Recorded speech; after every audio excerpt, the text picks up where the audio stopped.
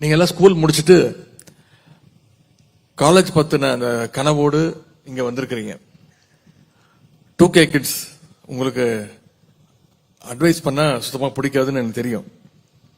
தந்தை பெரியார் அவர்கள் அடிக்கடி சொல்வார், யார் எதை சொன்னாலும் அதை அப்படியே ஏத்துக்காத, ஏன் எதுக்கு எப்படி அப்படின்னு கேள்வி கேளு. அப்படி கேள்வி கேட்டு அது உன்னுடைய பகுத்தறிவுக்கும் புத்திக்கும் எட்டுனா மட்டும் அதை ஏத்துக்கோன்னு தந்தை பெரியார் அவர்கள் சொல்வார். தந்தை பெரியார் அவர்கள் சொன்ன விஷயத்த யார் ஃபாலோ பண்றாங்களோ இல்லையோ, இங்க வந்திருக்கக்கூடிய ஜென்சி இளைஞர்கள் நீங்க அதிகமா ஃபாலோ பண்றது நீங்க மட்டும்தான்.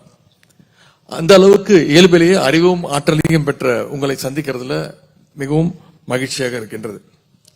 பள்ளிக்கூட படிப்பை முடிச்சுட்டு நீங்க எல்லாம் உயர்கல்விக்காக வெளி உலகத்துக்கு இப்பதான் போக போறீங்க. உங்களை பத்திரமா கையை பிடிச்சு அழைச்சிட்டு போய் உங்களுக்கெல்லாம் ஒரு சரியான எதிர்காலத்தை அமைச்சு கொடுக்கிறது தான் இந்த கல்லூரி கனவு திட்டம் செயல்படுத்தப்படுது. பல்வேறு சூழல்களால உயர்கல்வி சேர தயங்குற மாணவர்கள் இருக்கின்றாங்க. அவங்களை கண்டுபிடிச்சு உரிய வழிகாட்டுதல்களை கொடுத்து கல்லூரியில சேர்த்து விடுறதுதான் இந்த கல்லூரி கனவு திட்டத்துடைய ஒரே நோக்கம். அப்படித்தான் கல்லூரி கனவு மூலமா ஒவ்வொரு வருஷமும் 1,00,000 மாணவர்களை நாம உயர்கல்வி படிக்க வைக்க போறோம். நீங்க ஸ்கூல் படிக்கிறப்போ 10ஆம் வகுப்பு தேர்வு மிக மிக முக்கியம். அதுதான் உங்களுடைய வாழ்க்கைக்கு அடித்தளம் அப்படின்னு உங்களுடைய பெற்றோர்கள் ஆசிரியர்கள் சொல்லியிருப்பாங்க. அடுத்து +2 போறப்போ +2 தான் உங்களுடைய வாழ்க்கையை மாத்த போகுது அப்படின்னு சொல்லியிருப்பாங்க. நிச்சயமா இப்ப காலேஜில் ஒழுங்கா படிச்சாதான் வாழ்க்கையில எல்லாமே கிடைக்கும்னு சொல்லி உங்களை பயமுறுத்துவாங்க. இது ஏதோ உங்களை பயமுறுத்த மட்டுமே சொல்ற விஷயம் கிடையாது. படிப்பு தான் உங்களுடைய வாழ்க்கையை மாத்துறதுக்கான ஒரே டேர்னிங் பாயிண்ட். இன்னைக்கு இவ்வளவு பேர் காலேஜ் போக போறீங்க. 100 வருஷத்துக்கு முன்னாடி நிலைமை எப்படி இருந்துச்சுன்னா கிடையாது. உங்களுடைய பல பேருடைய தாத்தா பாட்டி பள்ளிக்கூட வாசலையும் மிதிச்சிருக்க மாட்டாங்க, பள்ளிக்கூட படிப்பை தாண்டி இருக்க மாட்டாங்க. ஆனா இன்னைக்கு அந்த நிலைமை மாறி இருக்கு. இன்னைக்கு இந்தியாவிலேயே அதிகம் பேர் உயர்கல்வி படிக்கிற மாநிலமா நம்முடைய தமிழ்நாடு உயர்ந்திருக்கு. அதற்கு தந்தை பெரியார், பேரறிஞர் அண்ணா, முத்தமிழர் கலைஞர் அவர்கள் எடுத்த முயற்சினால அவங்களுடைய செயல்பாடுகளால கிடைச்ச இடஒதுக்கீடு மிக மிக முக்கிய காரணம் என்பதை நீங்க புரிஞ்சுக்கணும். இடஒதுக்கீடு கிடைச்சதுனாலதான் இன்னைக்கு எல்லாருக்கும் கல்வி போய் சேர்ந்திருக்கு.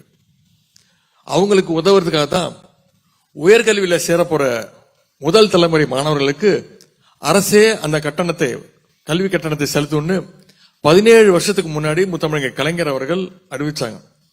அது மட்டும் இல்லாம பிற்படுத்தப்பட்ட ஒடுக்கப்பட்ட மாணவர்களுக்கு ஸ்காலர்ஷிப், காலேஜில் போயிட்டு வர்றதுக்கு ஃப்ரீ பஸ் பாஸ்ன்னு கலைஞர் அவர்கள் ஏராளமான திட்டங்களை உருவாக்கி கொடுத்தாங்க. இதையெல்லாம் நான் உங்ககிட்ட சொல்றதுக்கு ஒரே காரணம், நீங்க இந்த இடத்துக்கு வந்து சேர்றதுக்கு ஒரு பெரிய இயக்கத்தோட உழைப்பு இருக்கு. கழக அரசு கொண்டு வந்த பல திட்டங்கள் இருக்கு. இவ்வளவும் சேர்ந்துதான் இன்னைக்கு உங்களை எல்லாம் இந்த நிலைமைக்கு மேல உயர்த்தி இருக்கு. இதுக்கு மேலையும் உயர்த்த இந்த அரசு முயற்சித்துட்டு இருக்கு. இன்னைக்கு கலைஞருடைய தொடர்ச்சியா நம்முடைய முதலமைச்சர் அவர்கள் அரசு பள்ளியில படிச்சு உயர்கல்வி சேர்கின்ற மாணவ மாணவிகளுக்கு தமிழ் புதல்வன் அப்படின்ற திட்டம், புதுமை பெண் அப்படின்ற திட்டம் அப்படின்னு சிறப்பான திட்டங்கள் கொடுத்துட்டு இருக்காரு. இந்த திட்டங்கள் மூலமா அரசு பள்ளியில படிச்சு உயர்கல்வி சேர்கின்ற மாணவர்களுக்கு மாணவிகளுக்கு மாதம் 1000 ரூபாய் கல்வி ஊக்கத்தொகையை நம்முடைய அரசு முதலமைச்சர் அவர்கள் கொடுத்துட்டு இருக்காங்க. உங்கள பல பேருக்கு அந்த உதவித்தொகை கிடைக்க போகுது. கல்வியை பொறுத்த வரைக்கும் இன்னைக்கு வட இந்தியாவில் இருக்க நிலைமை வேற. அங்க இருக்கிற மக்களுக்கு அடிப்படை தேவைகளே பெரிய விஷயமா இருக்கு.